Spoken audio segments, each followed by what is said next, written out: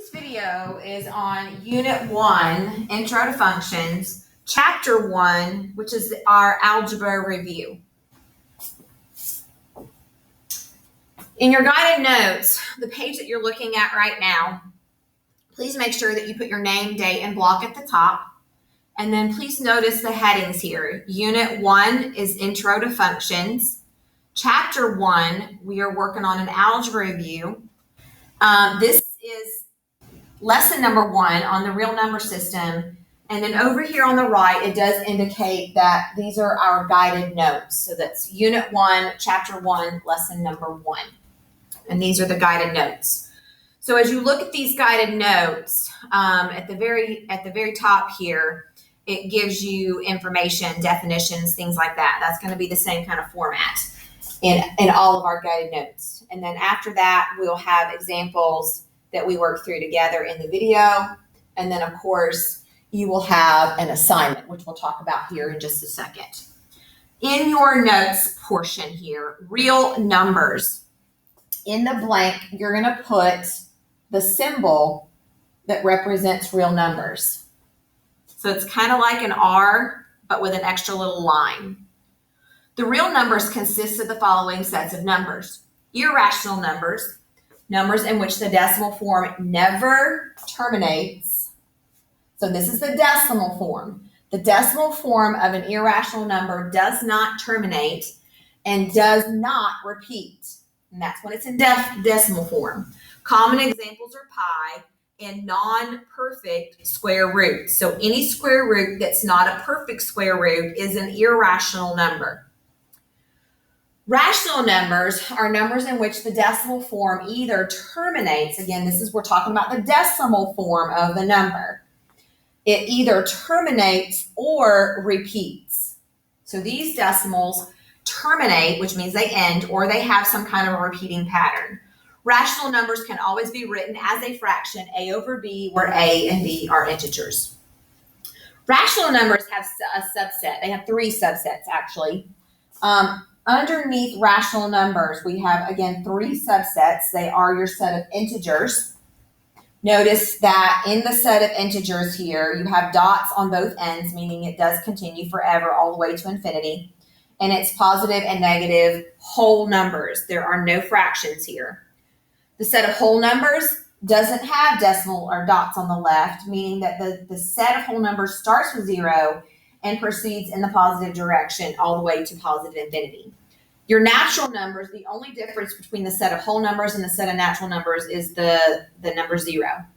Natural numbers do not contain 0, and it does continue to the right all the way to positive infinity. In these 3 subsets, I would like for you to add that there are no fractions included here. Now, it could be a fraction as long as that fraction reduces to a whole number, but no actual fractions.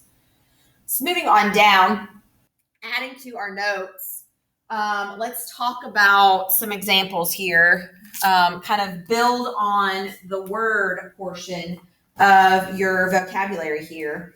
Your set of irrational numbers is represented by the letter I. Examples of irrational numbers are going to be pi, because pi is a number that does not end or terminate. It's a decimal. Any non-perfect square root. So the square root of 5 is non-perfect. The square root of 72 is not a perfect square. The square root of 41 is not a perfect square. Those are all examples of irrational numbers. There's another one called Euler's number, which is an E. You may or may not be familiar with that, which is fine, but that's another number that we are going to learn about in Algebra 2. Your set of rational numbers is represented by the letter Q. It cannot be an R because that is your real number system. Remember that rational numbers are any number that we can either put as a fraction, represent as a fraction, or if it's in decimal form, it is a terminating decimal or a repeating decimal. So an example of that might be 0.34. Again, that is a terminating decimal. It is a rational number. Fractions like 3/4. maybe even negative 3/4, 3/4 or negative. Let me put a plus and a minus here. That indicates that a positive 3/4 is a rational number and a negative 3/4 is also a rational number. It is a fraction. A repeating decimal, like 0.3 repeating, is rational because it is repeating.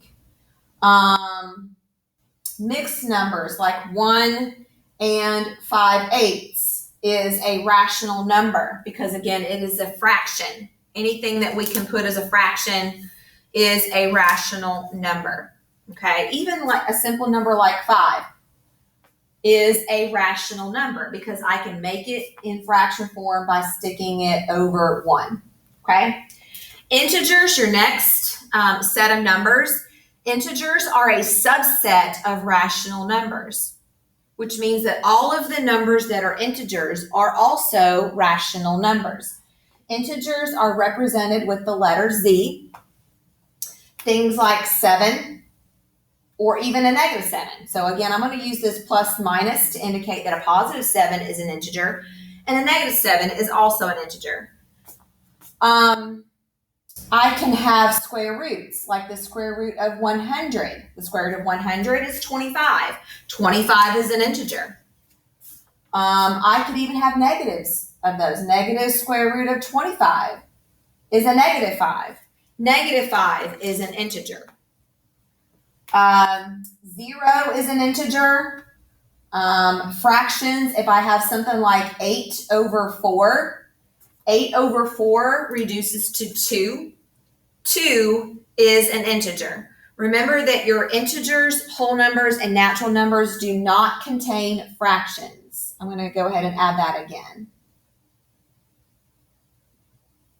for you.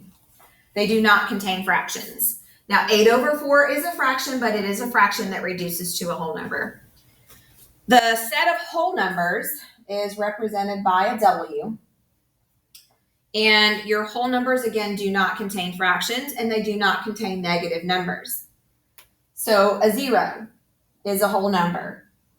A fraction like 20/4 is considered a whole number because it does reduce to 5. If I have square root of perfect squares, the square root of 16 is equal to 4. That is a whole number.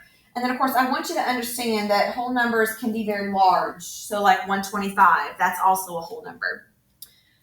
The last subset is your set of natural numbers, and it's represented with the letter N. Remember, again, I said before, the only difference between your set of whole numbers and your natural numbers is the number 0. So natural numbers do not contain a 0. They start with the number 1.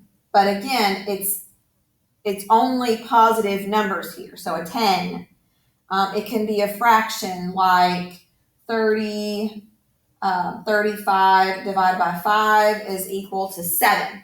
7 is a natural number. The square root of 9 is 3. That's a natural number.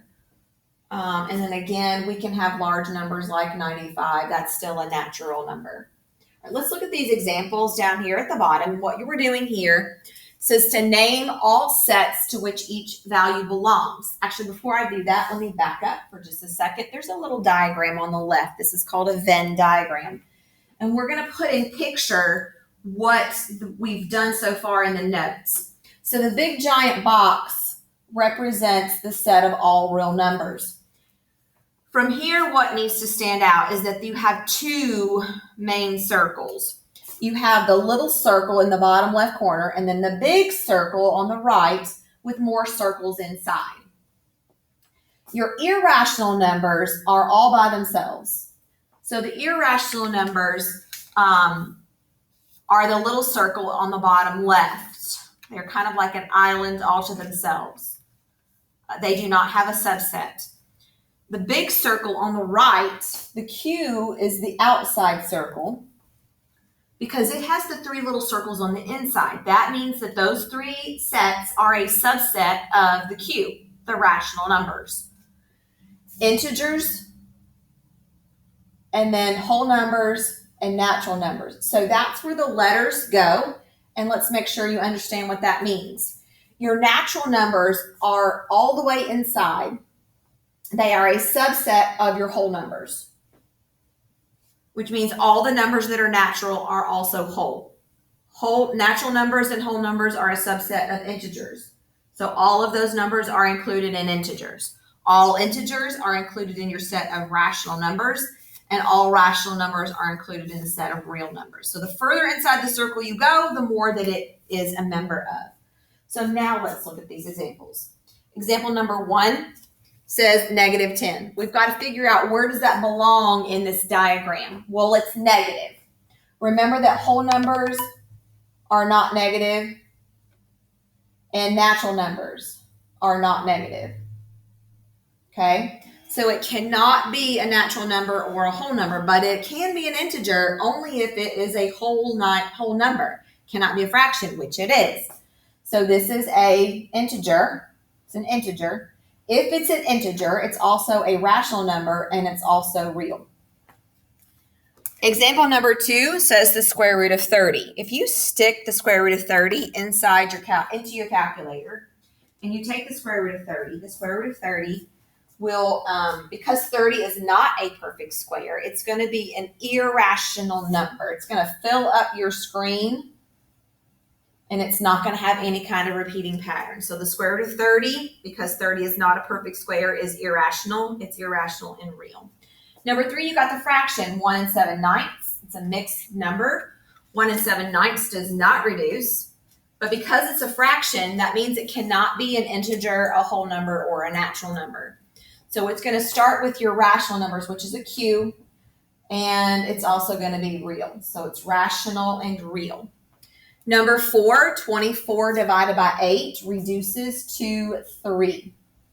Now 3, if you look at the number 3, it is a nice, pretty number. It's not a fraction. So, and it's positive. How far into the circle can it go? It goes all the way. This is a natural number. And if it's natural, it's all of them, except for irrational, of course. Number 5, 2.48 is a terminating decimal. It doesn't have dots at the end indicating that it continues on. It doesn't have a bar indicating that it repeats. It's called a terminating decimal. It has an ending. Those are rational. That belongs in the set of rational numbers, Q. And of course, it's always real. These are all going to be real. Number 6, I've got the negative square root of 81, which is going to reduce to negative 9. When you take the square root of 81, you get 9, so negative 9. It is negative, so therefore it cannot be a natural number. It cannot be a whole number, but it can be an integer, which it is, because 9 is a nice, pretty number. It's not a fraction. So this is an integer, and again, we've started here inside the circle here, so it's an integer, rational, and real. Number 7, pi minus pi reduces to 0. Now, where does 0 start inside my little picture up here? Where am I going to start with 0?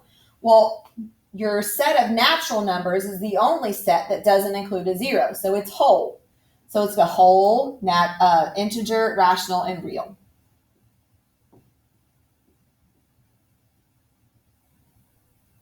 Number 8, I've got the square root of 16/25.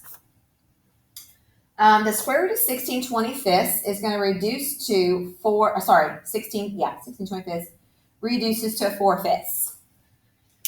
Just real quick, y'all, all you're doing is taking the square root of 16 and taking the square root of 25.